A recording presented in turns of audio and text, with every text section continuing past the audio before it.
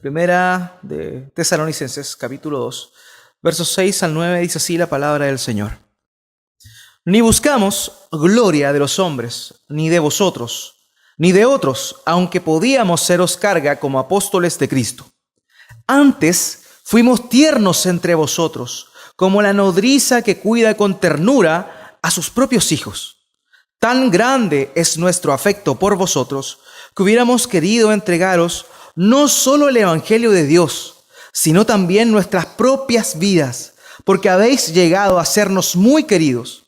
Porque os acordáis, hermanos, de nuestro trabajo y fatiga, como trabajando de noche y de día, para no ser gravosos a ninguno de vosotros, os predicamos el Evangelio de Dios. Acompáñeme, incline su rostro y oremos a nuestro Dios. Dios mío, gracias por tu palabra, que esta mañana nos das el privilegio de oír. Te quiero rogar, Señor, que tú nos hables por medio de ella. Dios mío, necesitamos cada día ser instruidos por ti. Señor, necesitamos acercarnos más y más a ti. Sabemos que no hay forma en la cual nosotros lo podamos hacer si no es a través de tu palabra, el medio el cual tú nos revelaste y nos dejaste para poder conocerte, Señor. Te agradecemos verdaderamente por el privilegio que nos das esta mañana de una manera libre, poder reunirnos en este lugar, poder cantar alabanzas a tu nombre, poder orar juntos y también poder predicar tu palabra de verdad. Yo te ruego, Señor, esta mañana que tú nos permitas a cada uno de nosotros tener un oído atento y un corazón dispuesto a escuchar lo que tú tienes que decirnos, Señor. Padre, que podamos ser confrontados con tu verdad. Dios mío, que tu palabra, que es como una espada de dos filos que penetra hasta lo profundo de nuestro ser, haga su labor en nosotros. Que rompa toda cosa que está ajena a tu voluntad de nosotros. Padre, de la misma manera como tu palabra nos dice por medio del profeta, que es como un martillo que golpea una piedra, de esa misma manera, Señor, sea rompiendo la dureza de nuestro corazón, que muchas veces nos aleja del verdadero propósito y llamado al el cual tú nos has hecho. Señor, ayúdanos esta mañana. Sabemos que somos pecadores y que necesitamos de ti. Y te ruego que tu Espíritu Santo sea ayudándonos, Señor, a ser convencidos de lo que tu verdad dice. Padre, permítenos ser confrontados con tu verdad. Permítenos también, una vez siendo expuestos ante ella, poder ser llevados a obedecerla y sabiendo que única y exclusivamente podemos obedecerla por medio de la obra de tu Espíritu Santo, mediante la obra de nuestro Señor Jesús, llevada a cabo más de 2000 años atrás en la cruz del Calvario. Padre, yo te ruego de manera personal, como pastor, como predicador, que uses mi vida para poder proclamar la verdad de tu palabra, a no agregarle, a no quitarle, sino verdaderamente poder ser un vocero de lo que tu palabra dice en este lugar. Dios mío, gracias porque tú das un tesoro en vasos de barro y mi vida, siendo imperfecta, es un vaso de barro que porta el maravilloso y valioso mensaje del Evangelio. Y yo te ruego, Señor, que tú me ayudes y ayudes a cada uno de los presentes esta mañana a poder dirigir nuestros corazones a tu verdad. Gracias, Señor, te doy en el nombre de Cristo Jesús. Amén. Bueno, hermano, la semana pasada estuvimos viendo lo que Pablo nos decía sobre la manera en la cual él fue predicador del Evangelio. Y sin duda alguna eso nos desafió a nosotros. Vimos cómo fue que él se encargó personalmente de entregar el mensaje de Cristo de una manera muy particular. Vimos que él venía de una persecución. Él había sido prácticamente expulsado de la ciudad de Filipos por haber predicado el Evangelio. Él sufrió aflicción por predicar el Evangelio en ese lugar. Pero vemos que pese a eso y el muy probable desánimo que puede haberle venido a su ser, hubo algo más grande que eso. Y fue un denuedo de parte de Dios que vino a su persona y a sus colaboradores, a saber, Silvano y Timoteo, para poder seguir predicando el Evangelio de una manera poderosa y de una manera también persistente. No importó la aflicción que pasaron, no importó la tristeza que probablemente les pasó, lo importante para estos hermanos era el anhelo, el deseo de poder predicar fielmente la palabra del Señor y alcanzar a más personas, a más ciudades, para que pudiesen llegar al conocimiento pleno de ese mensaje.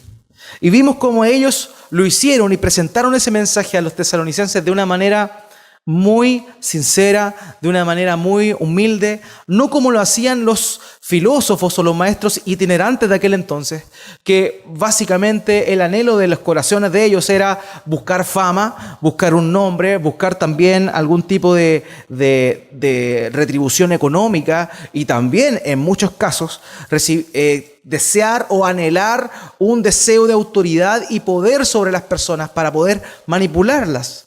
Vimos también, y lo mencionamos de una manera somera, de que muchos de estos maestros o filósofos itinerantes lo que hacían era de alguna forma seducir a la gente para poder conectarlos con las divinidades. Y para poder hacer eso, ellos decían que era necesario tener relaciones sexuales con ellos. Y es así como muchas mujeres incautas cayeron en esas prácticas. Estos hombres lo único que querían era aprovecharse de la gente a la cual ellos traían esas enseñanzas. Y en el caso también hubieron muchos falsos maestros, falsos predicadores que de alguna manera, imitando la forma de estos hombres inescrupulosos, siguieron e hicieron básicamente lo mismo. Pero vemos acá que el apóstol Pablo, junto con sus hermanos Silvano y Timoteo, de ninguna manera quisieron aprovecharse de su posición, de ninguna manera ellos quisieron la influencia que tenían sobre las demás personas, llevarlas al extremo de serle gravoso, ni mucho menos. Ellos, el único deseo que tenían en su corazón era de entregar el mensaje del Evangelio sin error alguno, con claridad, sin aprovechamiento alguno, sin impureza, sin ningún doblez. Y para ello era necesario que ellos lo hicieran también, no buscando agradar a los hombres, sino buscando agradar a Dios. Y para eso era necesario que predicaran el Evangelio de una manera clara, de una manera sencilla y correcta, puesto que, como lo mencionamos también, la predicación del Evangelio produce sí o sí un resquemor o un rechazo en las personas que son o que se les es presentado y que quieren seguir en su propia manera de vivir.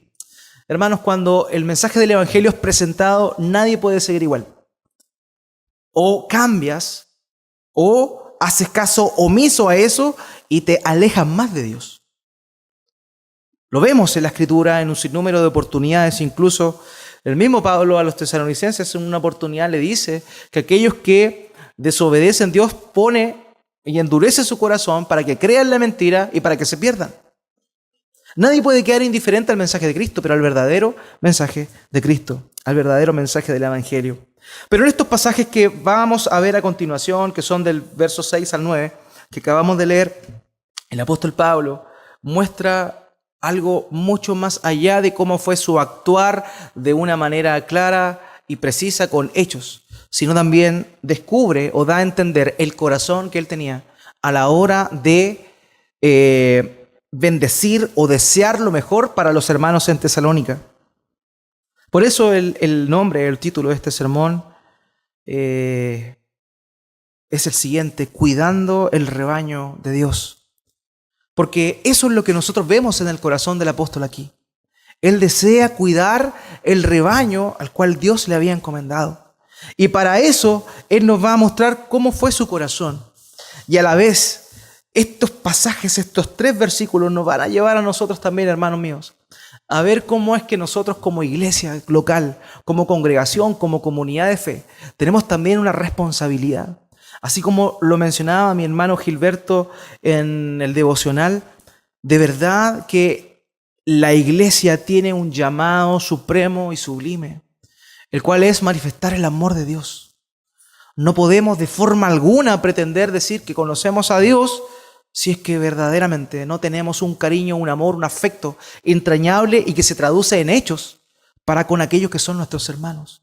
Y vamos a ver aquí cómo precisamente es el actuar y el corazón del apóstol Pablo y de sus colaboradores a la hora de mostrar ese amor y ese cuidado que ellos tuvieron para con el rebaño sobre el cual Dios los puso como pastores para poder ayudar en el crecimiento, en las primeras etapas de la vida de fe de estos hermanos ahí en la ciudad de Tesalónica. Hermanos, cada uno de nosotros tenemos una responsabilidad. El cuidado de la grey, el cuidado de la iglesia, no es algo que solamente compete al pastor, a los ancianos, a los líderes de la iglesia. Es algo que nos compete a cada uno de nosotros. Si somos parte de esta comunidad, tenemos una responsabilidad.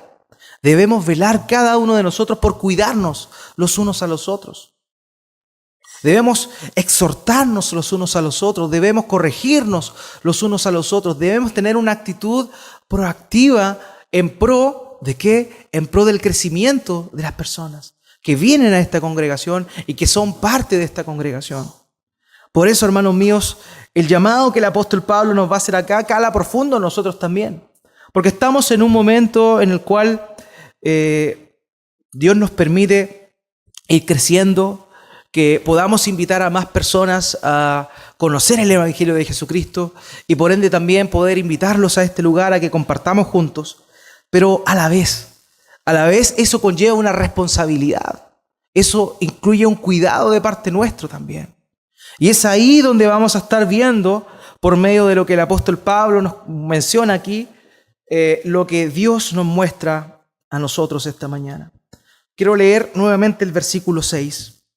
Pero voy a leer otra versión, y esta versión es la Nueva Biblia Latinoamericana hoy. Y dice lo siguiente, muy similar a lo que dice la Reina Valera.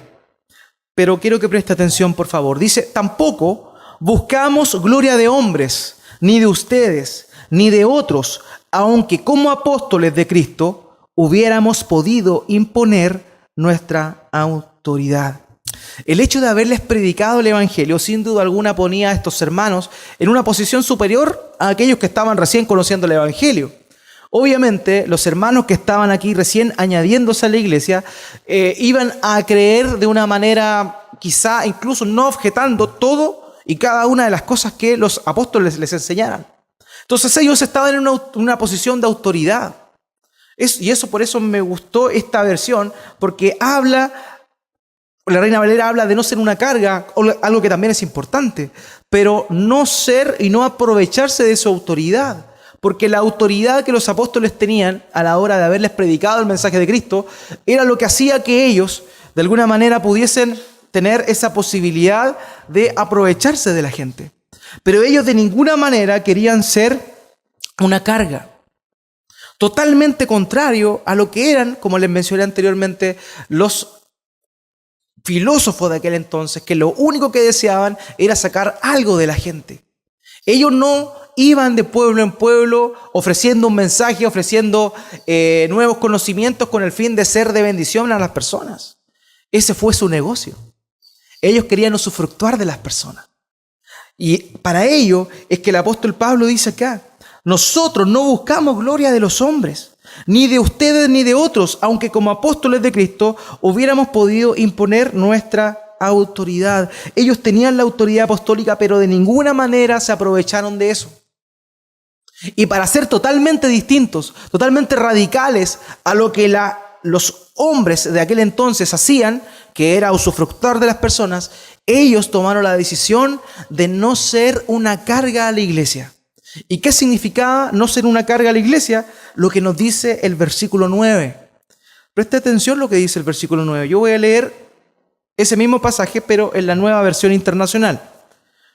Dice lo siguiente, recordarán, hermanos, nuestros esfuerzos y fatigas por proclamarles el Evangelio de Dios y cómo trabajamos día y noche para no serles una carga. Ellos, con el fin de que estas personas no los confundieran con los falsos maestros, con los falsos filósofos, lo que hacían era llegar a esta ciudad de Tesalónica y trabajar con sus propias manos para que los tesalonicenses vieran verdaderamente que ellos no tenían el interés de aprovecharse económicamente de ellos. Y es por eso que ellos trabajaban con sus propias manos. Nosotros sabemos por lo que dice otros pasajes de la Escritura que la labor o el oficio el cual tenía el apóstol Pablo, que compartía en su oportunidad y fue lo que lo llevó a conocer a Priscila y Aquila, por ejemplo, era que él se encargaba o su oficio era construir tiendas. Y no tan solo construir tiendas, sino que también se asume que todo lo que era costuras de cuero era la labor también que Pablo y sus colaboradores hacían. Esta labor, la labor de ser un costurero de tiendas, era una labor muy difícil, muy ardua, requería mucho tiempo. Mucho tiempo. Si alguien tenía harto trabajo, eran precisamente aquellos que se dedicaban a eso.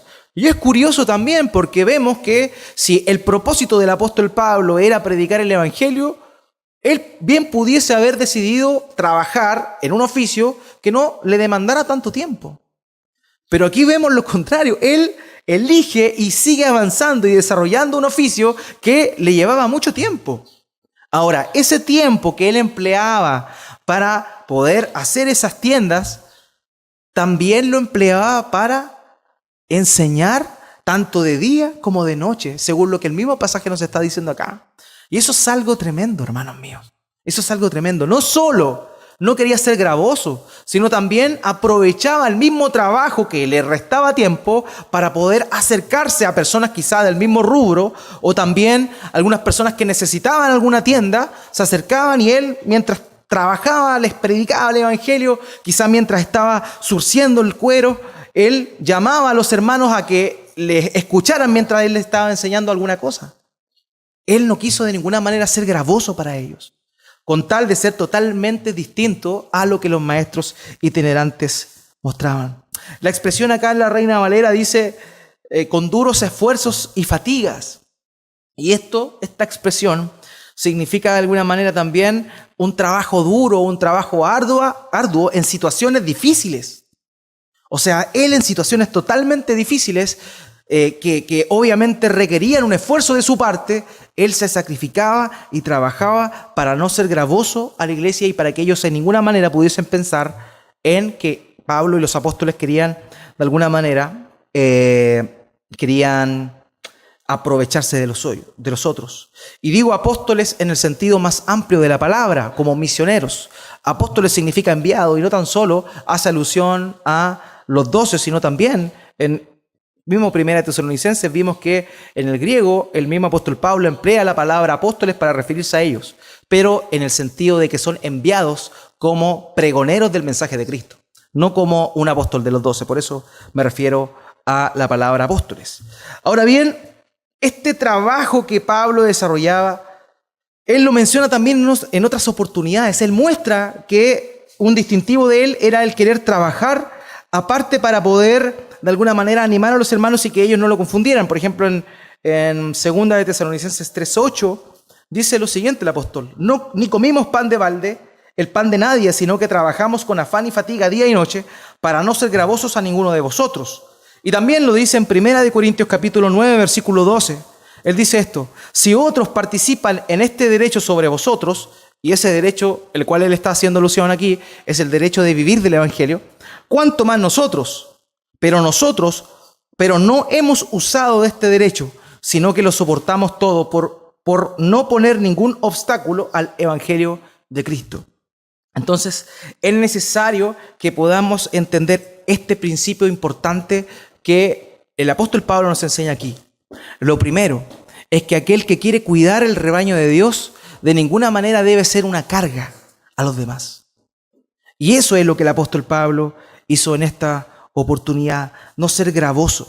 Ahora bien, es necesario enseñar también dentro del proceso de discipulado, de crecimiento de las personas, el ser administrador, un buen administrador de los recursos, ¿cierto? Y eso también incluye dar. Eso también incluye dar. Esto no, lo que estamos diciendo, mencionando del actuar del apóstol Pablo, no quita lo otro. Lo vimos cuando analizamos la epístola de Pablo a los Filipenses, que el mismo Pablo recibía contribuciones económicas, dinero, para sostenerse de parte de los filipenses. Entonces los filipenses tenían también ese deseo de dar y de proveer también para la necesidad de Pablo mientras éste predicaba el evangelio. Por eso no hay que separar las cosas.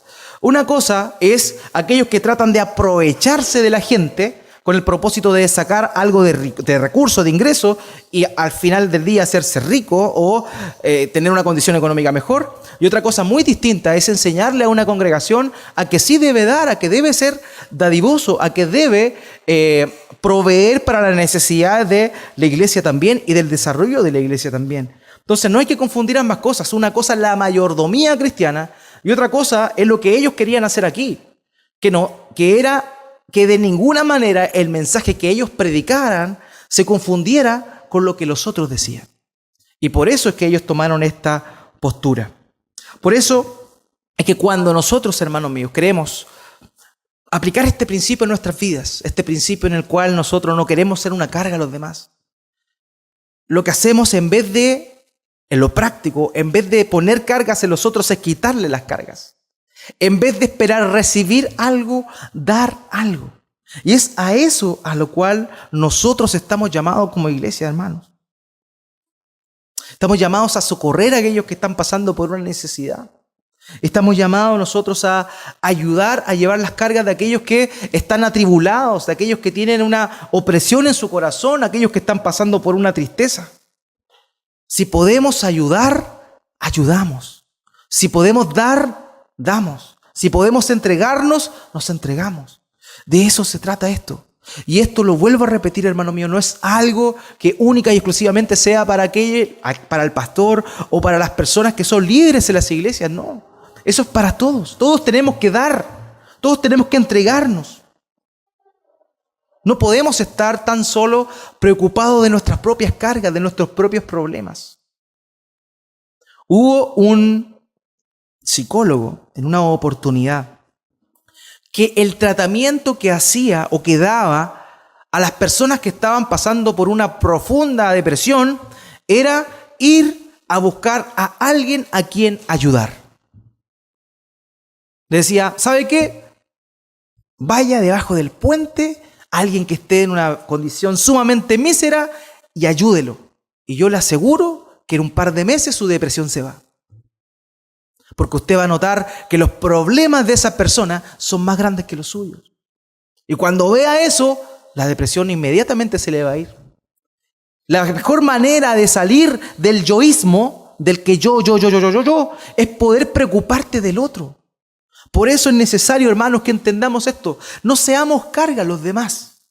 Obviamente podemos tener una dificultad, podemos necesitar ayuda y estamos los unos con los otros para sostenernos en eso. Pero no busquemos sacar algo del resto, sino más bien tengamos siempre el anhelo de dar algo a los demás. Y eso es sumamente importante, no ser gravoso, no ser una carga, sino más bien ser alguien que ayuda. Hermanos míos, y si alguien no fue una carga y llevó las cargas de los demás, fue nuestro Señor Jesucristo. Isaías capítulo 53, versículo 6 dice esto: todos nosotros nos descarriamos como ovejas, cada cual se apartó por su camino, mas Jehová cargó en él el pecado de todos nosotros. Hermanos, no tan solo llevemos nuestros pecados, sino seamos como nuestro Señor Jesucristo. Él no hizo nada malo. Él nunca falló, Él nunca pecó. Sin embargo, cargó todos nuestros pecados en la cruz del Calvario. No podemos de ninguna manera pretender seguir en ese crecimiento del ego, del yo. Debemos preocuparnos más allá. Y esto es un mensaje recurrente. Usted puede decir, pastor, usted hace harto tiempo dijo lo mismo y lo voy a volver a decir. Porque es necesario. Es necesario que entendamos eso. El amor para con Dios se resume en dos cosas: amarlo a Él y amar a quien tenemos al lado. Y el mismo Señor Jesucristo dijo: un mandamiento nuevo os doy, que os améis como yo os he amado. Y eso es tan necesario para nosotros. Debemos como iglesia de Cristo tener ese cuidado. En medida que el Señor Jesucristo vaya añadiendo a más personas a la iglesia, debemos tener cada uno de nosotros ese cuidado. Querer ayudar. Cada uno de nosotros tiene sus problemas, es cierto. Pero si cada uno de nosotros también tiene el deseo de ayudar, es más fácil que llevemos y nos soportemos unos a otros. Y digo soportemos, no en el sentido malo de la palabra, sino de sostenernos los unos a los otros, en soportarnos, en para que el otro no se desplome, en para que el otro no caiga. Y por eso es tan necesario, hermanos míos, que nosotros tengamos eso, ese deseo de dar. Nosotros muchas veces nos somos dados a preocuparnos por el resto. Y el Señor Jesucristo fue quien más sufrió eso, en el sentido de que Él se preocupó de todos y nadie se preocupó de Él. Él se encargaba de alimentar a 5.000, a 4.000, pero Él no tenía dónde recostar su cabeza. Él buscó la bendición para con los demás, trayéndole eso muchas veces un desgaste. Un desgaste. Vemos en una oportunidad, los discípulos van en la barca luego de que el Señor Jesucristo multiplicó los panes y los peces, y ellos van en una barca, viene una tempestad, Jesucristo está durmiendo. ¿Qué hacen los discípulos? Maestro, ten cuidado, ¿no ves que perecemos? ¿Dónde estaba la misericordia con el Señor? Estaba trabajando, predicando todo el día, estaba cansado, quería dormir. ¿Se dan cuenta de eso? Sus mismos discípulos no tenían ni una condescendencia con su Señor. Lo vieron trabajar durante todo el día. Y lo despiertan para que también lo salven a esa oportunidad. Señor Jesucristo, como siempre, lo salva. Pero Él salió de su zona de confort nuevamente. Él se preocupaba de todos, nadie se preocupaba de Él. Él cargó nuestros pecados y nosotros, muchas veces de manera deliberada, sabiendo lo que estamos haciendo, pecamos. ¿Cómo es eso? Eso mismo que hizo el Señor Jesucristo por nosotros es lo que nosotros debemos hacer por los demás. Pero no, simplemente lo más común en nosotros es buscar y satisfacer nuestras propias necesidades.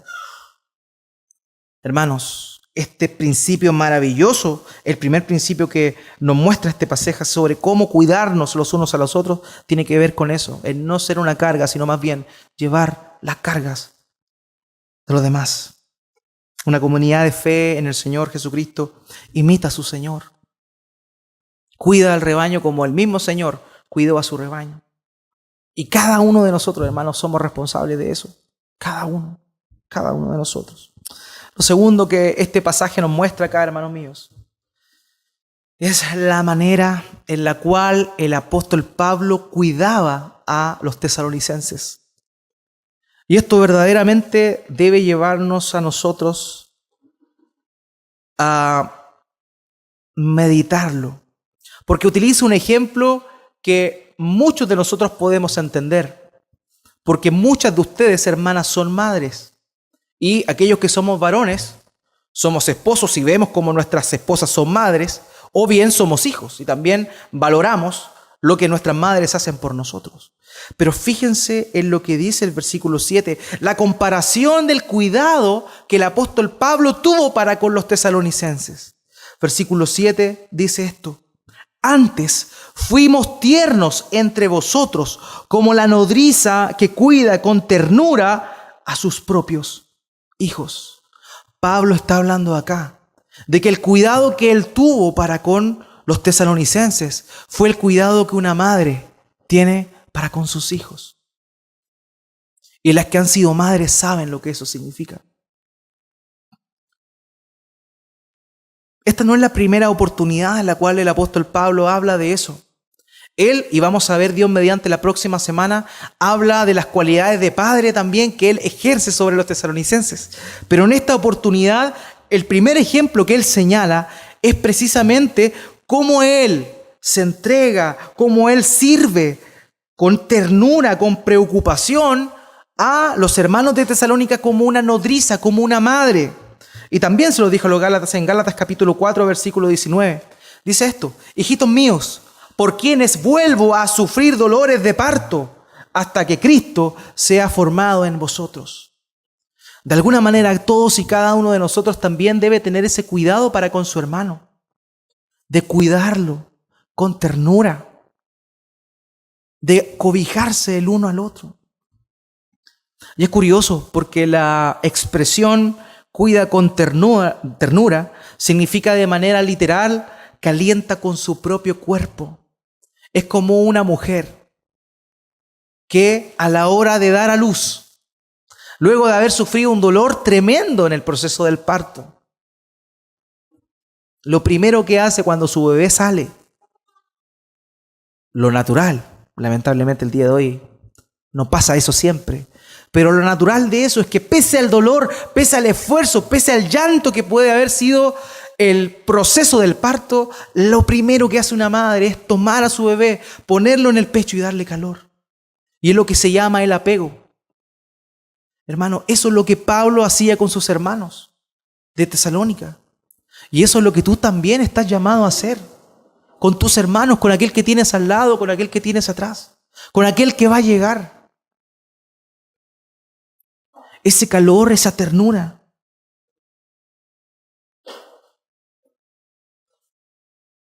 No hay un amor tan distinto a los otros tipos de amor como lo es el amor de una madre.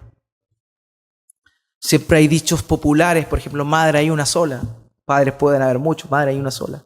Porque sin duda alguna, el hecho de ser madre trae una responsabilidad y un cariño distinto para con los hijos. Uno como varón, uno como hombre, uno como padre puede obviamente amar a sus hijos, pero la mujer tiene una perspectiva distinta, porque sus hijos estuvieron 9 meses dentro de ella. Pudieron sentir su desarrollo, pudieron sentir su crecimiento. Una madre cuando está con sus hijos, no le importa peinarse primero, no le importa pintarse primero, no le importa incluso ducharse en oportunidades. Lo que hace una madre es, primero que todo, ve que su hijo tiene hambre y lo alimenta. Ve que su hijo está llorando, lo socorre. Eso es lo que hace una madre.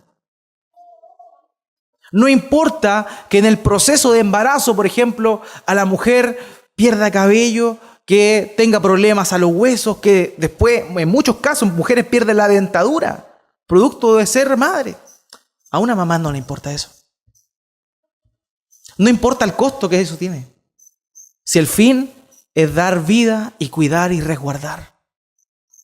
Hermanos, ese es el ejemplo que el apóstol Pablo nos está dando de su persona. Como él, como una madre tierna, cobijó y dio calor a estos hermanos en Tesalónica. Y eso es algo que nosotros estamos llamados también. Nosotros no estamos llamados a echar a las personas. No estamos llamados a despreciar a las personas, a hacerles pasar mal rato a las personas. Estamos llamados a edificarles, a en amor construir el crecimiento espiritual en la vida de las personas, de los hermanos que van llegando a la congregación, y cada uno de nosotros somos responsables de eso. Pero lo que vemos no es eso, hermano. Y es triste decirlo, porque nuestra preocupación para con los demás no es como la que una madre tiene para con sus hijos. Y ahí es donde estamos carentes. Nos preocupamos de nosotros y de nuestros asuntos, cuando en verdad hay situaciones más difíciles que las nuestras. Ese es el llamado que nos hace el apóstol Pablo acá. Una madre no espera compensación por lo que hace. Una madre da y da, y da, y da.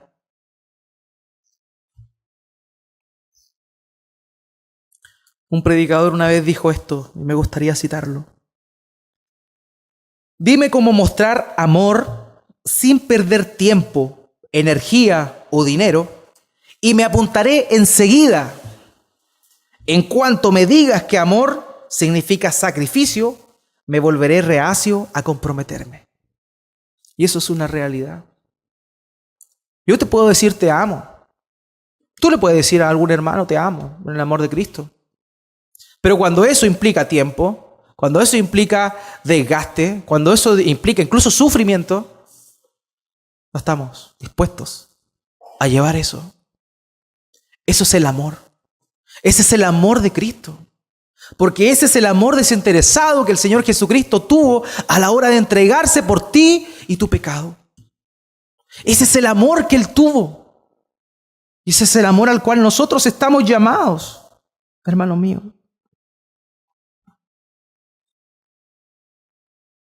El apóstol Pablo continúa, ya habiendo mencionado el cariño, el afecto, el trabajo, la forma, el corazón con el cual él cuidaba a los hermanos. Y dice en el versículo 8, algo más tremendo aún. Tan grande es nuestro afecto por vosotros, que hubiéramos querido entregaros no solo el Evangelio de Dios, sino también nuestras propias vidas, porque habéis llegado a sernos muy queridos. El apóstol Pablo no solo estaba dispuesto a entregar su tiempo, a entregar su trabajo, a entregar su amor, estaba incluso dispuesto a entregar su propia vida con el fin de predicar el Evangelio y edificar a estas personas. Y cómo eso nos lleva a la memoria el obrar de nuestro Señor Jesucristo, cuando Él, estando en el mundo, guardó, cuidó y sostuvo a todos sus discípulos. En una oportunidad, cuando el Señor le anuncia a Pedro su negación, le dice: Pedro, Satanás te ha pedido para zarandearte, para remecerte como al trigo. Pero yo he orado por ti para que no falte tu fe. Jesucristo estaba pronto a pasar por una prueba más grande incluso que la que Pedro iba a afrontar. Pero el Señor estaba preocupado de su hermano Pedro. Qué tremendo es esto, hermanos míos. De la misma manera que el Señor Jesucristo se entregó por completo y entregó su propia vida, es que nosotros también debemos tener esa disposición de amarnos, de querernos, de entregarnos. No ser una carga, sino entregarnos.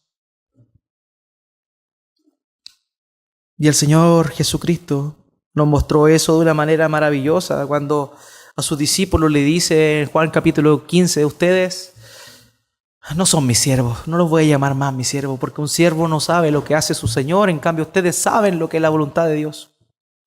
Antes bien, los voy a llamar mis amigos. Versículo 13 de Juan 15. Nadie tiene mayor amor que este, que uno ponga su vida por sus amigos. Hermanos, el mensaje de Cristo es tremendo. El mensaje del Evangelio es totalmente contradictorio a lo que nuestra propia naturaleza nos muestra. No hay amor más grande que poner la vida. No hay privilegio más tremendo que entregarse por el resto. Y ese es el llamado que Dios nos hace. Ese es el cuidado que cada uno de nosotros debemos tener para con el rebaño del Señor. Somos todos imperfectos. Somos todos llenos de pecado. Pero sin duda alguna, la gracia del Señor está en nosotros si es que hemos creído en Cristo. Ahora bien,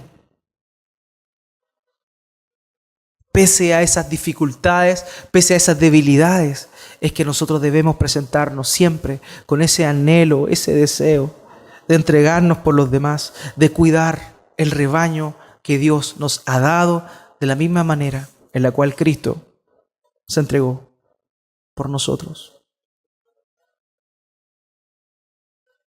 Historias para graficar esto hay por montones. Por montones. Y sin duda alguna, muchas de ellas nos conmueven, nos llevan, tocan nuestro corazón.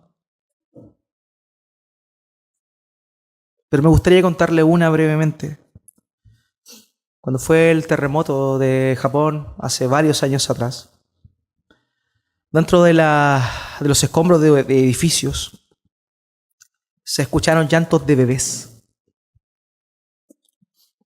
Los rescatistas, desesperados por tratar de sacar a los bebés, empezaron un trabajo arduo para ello. Fue así como al cabo de unas horas vieron debajo de unos escombros solamente cuerpos muertos. Pero de ese mismo ruido, desde ese mismo lugar venía el ruido del llanto desconsolado de un bebé. Fue así como habiendo llegado y removido ciertas cosas, comenzaron a hacer un trabajo y a perforar aquellos bloques y paneles, y cuando llegaron ahí, descubrieron el cadáver de una mujer abrazando a su pequeño. Ella dio su vida por su hijo. ¿Hay algo más conmovedor que eso? Cristo se entregó por ti,